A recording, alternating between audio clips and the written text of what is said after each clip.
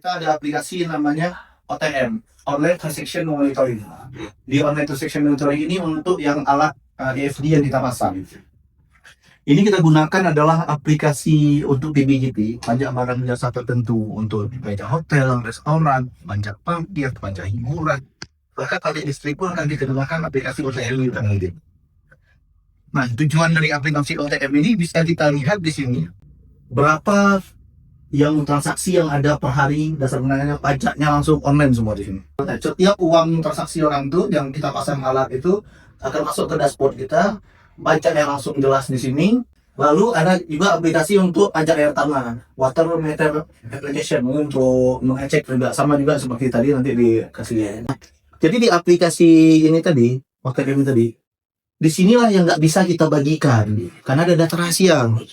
Ini kan data rahasia nih. Ada nih contoh misalnya Gegaran Resto, dia udah masuk uangnya sekian apa semua, itu nggak boleh. Nah, tapi kita yang bisa kita tampilkan, kita share itu adalah nih data agregatnya dia, dashboard dia, diagram grafiknya sebagainya. Tapi itu kan hanya untuk pajak yang menggunakan electronic fiscal device. Maksud kita ini bagaimana cara kita membangun aplikasi display.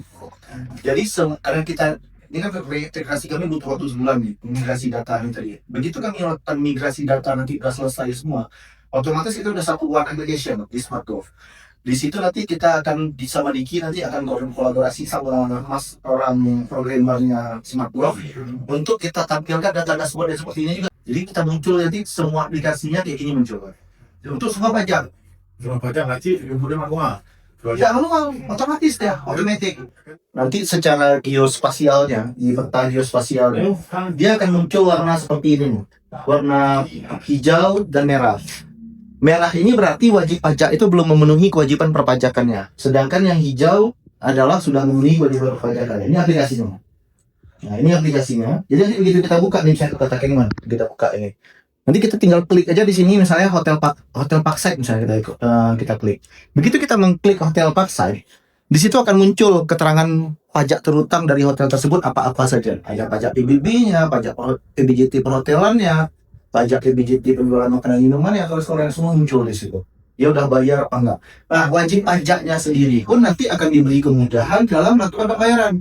Dia kan tinggal memasukkan NPWPD aja, nomor pokok wajib pajak daerahnya saja.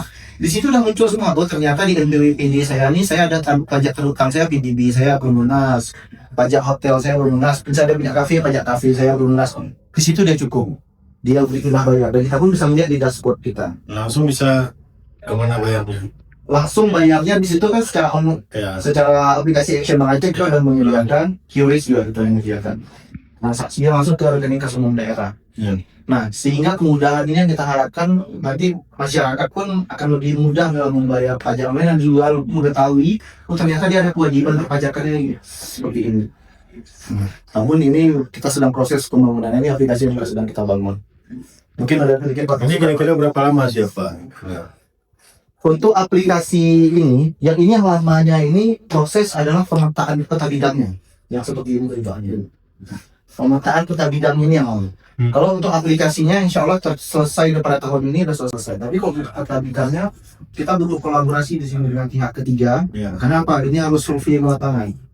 Terus ini bagian mana yang bisa diakses publik ya? Selain yang individual, yang diakses publik apa aja? Oke, yang bisa diakses publik adalah nanti ini. Dashboardnya berapa ada realisasi pajak yang sudah dibayarkan masyarakat. Masyarakat bisa lihat dan oh ternyata sampai dengan sekarang misalnya pajak seluruh pajak dari 13 sektor pajak yang ada di Aceh Tengah sudah menyumbang misalnya 30 miliar misalnya muncul di sini. Dari mana-mana saja itu dirahasiakan datanya. Tapi kalau dari sektornya bisa misalnya PBB sudah menyumbang 1 miliar misalnya. Pajak hotel sudah menyumbang 3 miliar misalnya. Itu di sini realisasinya nampak di situ. Jadi transparan sekali. Dan ke depan kita berharap juga dalam pengalokasian anggaran pemerintah daerah juga yang kembali untuk dan pajak ini kemana itu untuk ya.